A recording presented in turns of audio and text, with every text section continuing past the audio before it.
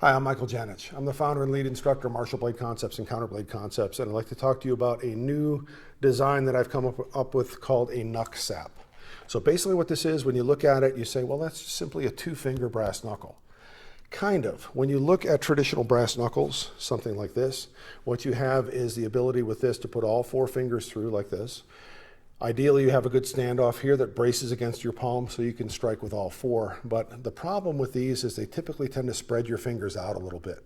Size becomes very important with these, and in many cases what ends up happening is when you go to strike, it's actually spreading your fingers apart. When you make contact, it can actually hurt your hand. Also, this is designed so that you primarily strike only with the face of this, punching forward like this. Another weapon that you may be familiar with is what's called a palm sap. So with a palm sap, in this case you have a change style palm sap where you load this up with change. This fits onto your hand so you slap with this. So you're striking this way primarily with open hand blows. Also very effective, also can be a devastating weapon. What I wanted to do with the KnuckSap was basically take these two things and kind of integrate them.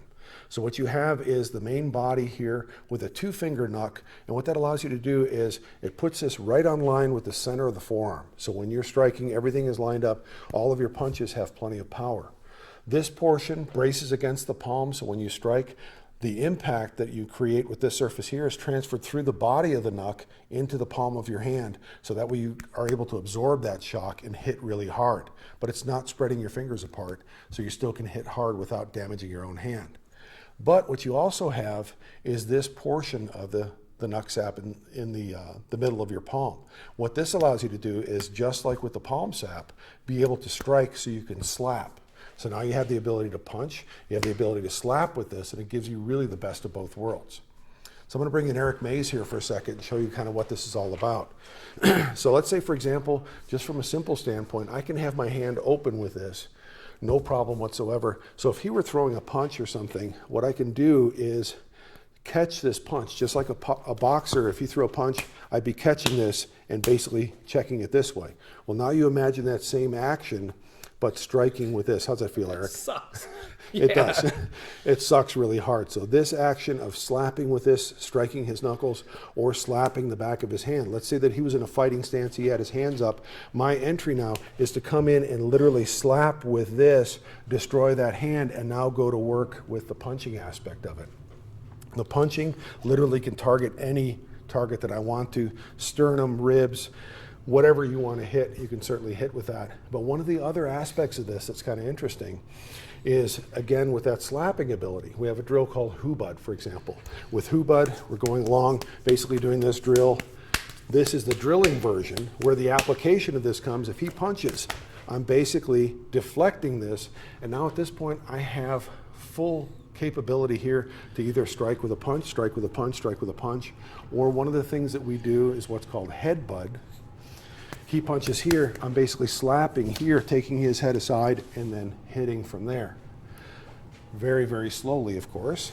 We take that same concept. My initial slap is now taking the inside of this, striking him into the jaw, striking him into the ear, striking him into the temple here, and now at this point, I have the ability to punch and follow up on targets of opportunity. Also, what we have with this, when we look at the ability to control other people, let's say he's trying to grab me here, one of the things I might do is to latch on to a finger. Okay, we're actually in the do-si-do for a second here. So he's trying to grab, I'm taking a finger using elements of small circle jiu-jitsu here to be able to wrench that finger. Well, when I put this in here, you can see that he makes some pretty spectacular noises, because now what I have is the ability to grind and literally make this into a very, very powerful claw that allows me to do any kind of limb manipulation, any kind of grab that I have here.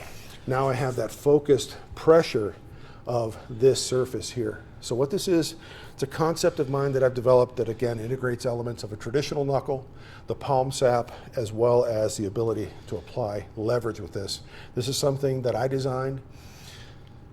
The concept came from my head. All of the development as far as the CNC machining and everything for this, the actual design aspect was done by 5x5 Combat Solutions, Mark Olson. And then this was executed by Mike Mackin. And these are available exclusively through Tactical Elements and AJ Singh. So if you're interested in kind of the next step or the next level of brass knuckle, here you go.